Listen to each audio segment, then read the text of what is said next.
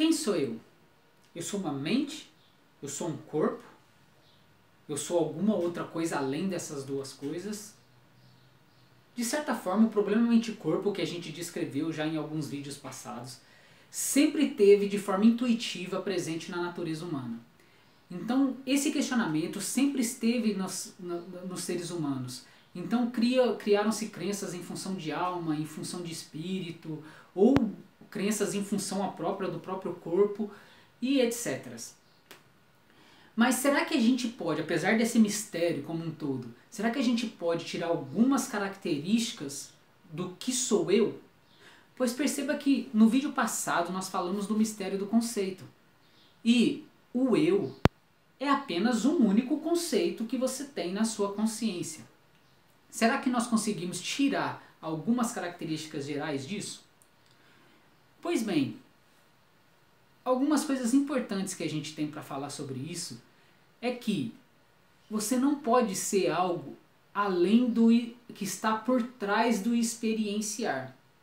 Muitas pessoas consideram que a alma seria algo que está por trás da experiência, algo que está por trás do próprio pensamento. Mas isso é uma falácia. Por quê? Se, por exemplo, existisse algo por trás do experienciar, esse algo não teria a experiência. Então, eu não sou algo que está por trás do experienciar. Eu sou o próprio experienciar. Ou seja, não existe um enxergador por detrás do enxergar. O que existe é o próprio ato de enxergar. Não existe o pensador que está por trás do ato de pensar. O que existe é o próprio ato de pensar. Não existe um cheirador por detrás do ato de cheirar. O que existe é o próprio ato de cheirar. E como que a gente pode provar isso? A gente pode provar isso é o seguinte: se existisse um enxergador que estivesse por trás do ato de enxergar, então esse enxergador não seria o ato de enxergar. E se ele não fosse o ato de enxergar, ele não enxergaria. A mesma coisa funciona com todos os sentidos. Certo? Então até mesmo o pensamento. Se existisse um pensador distinto do ato de pensar, então esse pensador na verdade não teria pensamentos. Se existisse um experienciador distinto do ato de experienciar, então esse experienciador não teria experienciações do mundo, não teria. Certo? Então, essa característica já desmistifica algumas ideias, pois não tem alguma coisa por detrás do ato de enxergar, de trás do ato de experienciar. O que existe é o próprio ato de experienciação. Bom, agora isso vai deixar o seu mundo maluco. Por quê? Porque então, como eu estou experienciando a própria estrela que está lá, então isso quer dizer que eu sou essa experiência, porque eu sou o próprio ato de experienciar. Eu não posso ser um experienciador que está por detrás do ato de experienciar. Em alguns vídeos passados, lembra quando a gente mostrou o robozinho também? Isso, então os circuitos internos do robô, o robô só pode ver seus próprios circuitos internos. A mesma coisa a gente só pode experienciar a própria experiência. Então, a estrela que está lá faz parte dos meus circuitos internos. Então, a estrela que está lá faz parte da minha própria experiência. Então, eu sou a experiência e não o experienciador que está por detrás. Tá? Então, não existe um experienciador que está por detrás. O que existe é a própria experiência.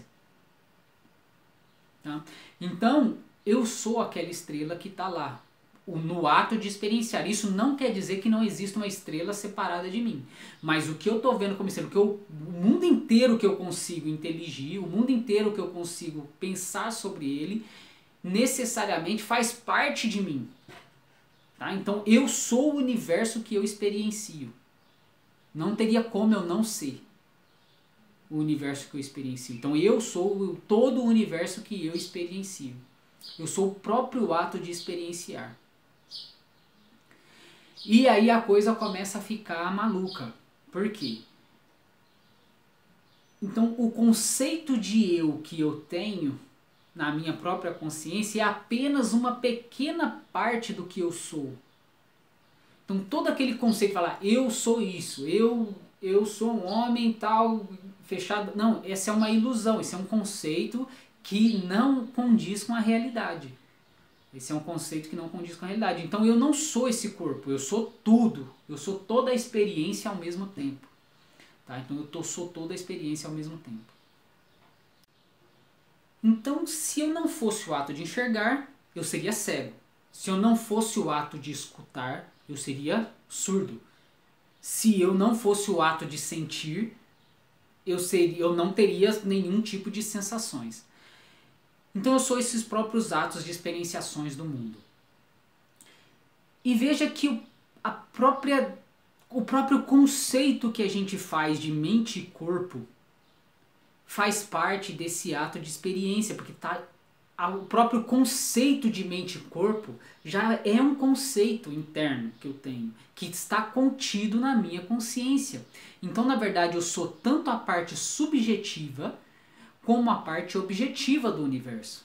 Então a parte objetiva que eu falo é do mundo físico. Então eu toco na cadeira, eu toco nas coisas na minha volta.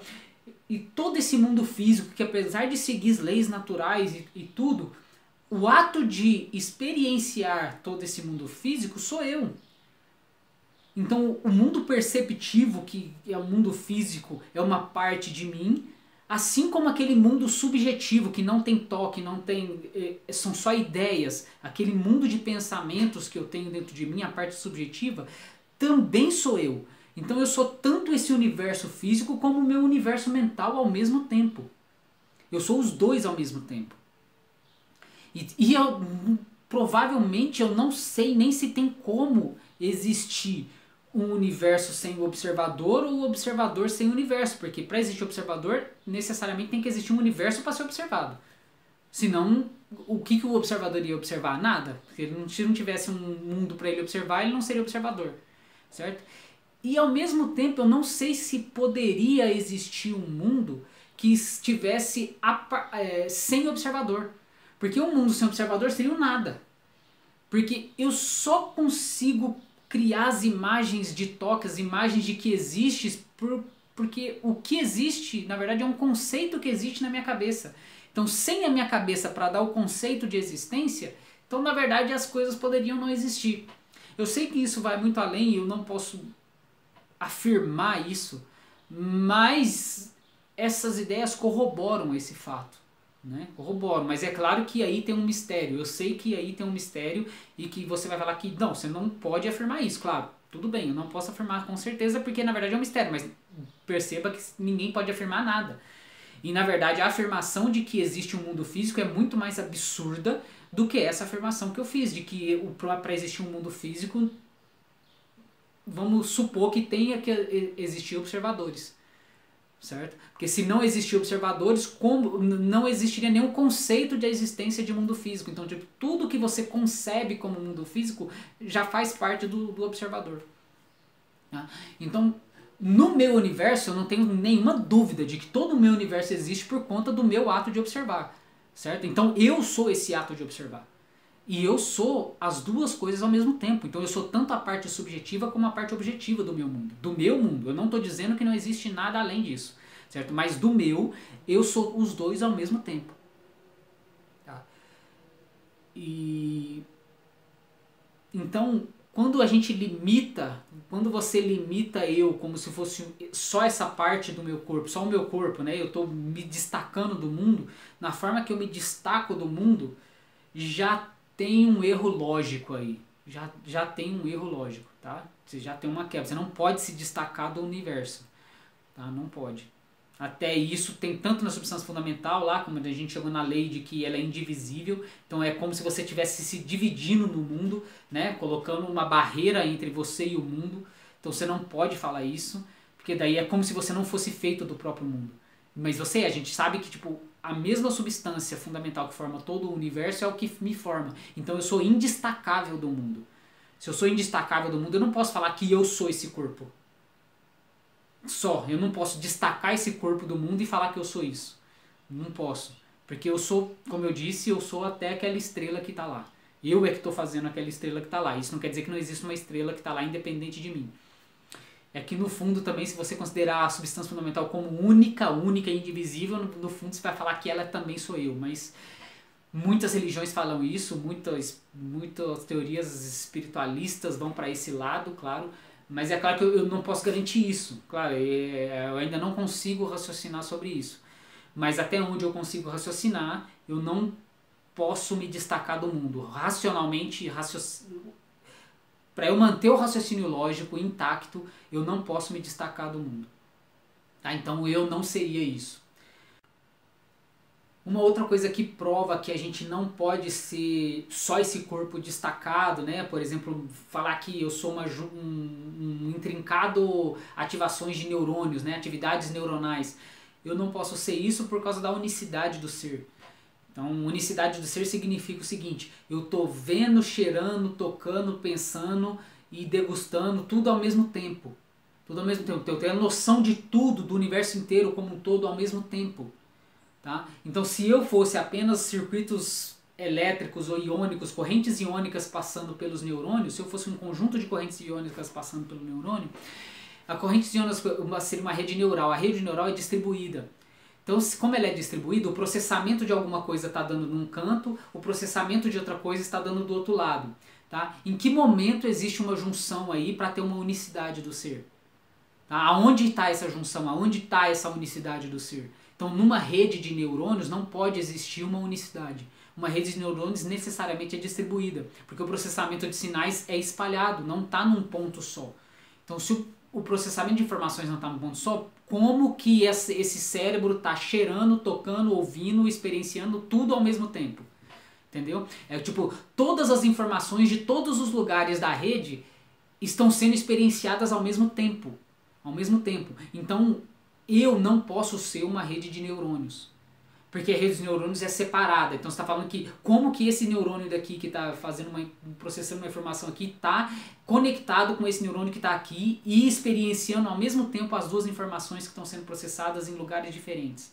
Tá? Então esse é o cérebro. O cérebro ele só pode ser visto como um todo.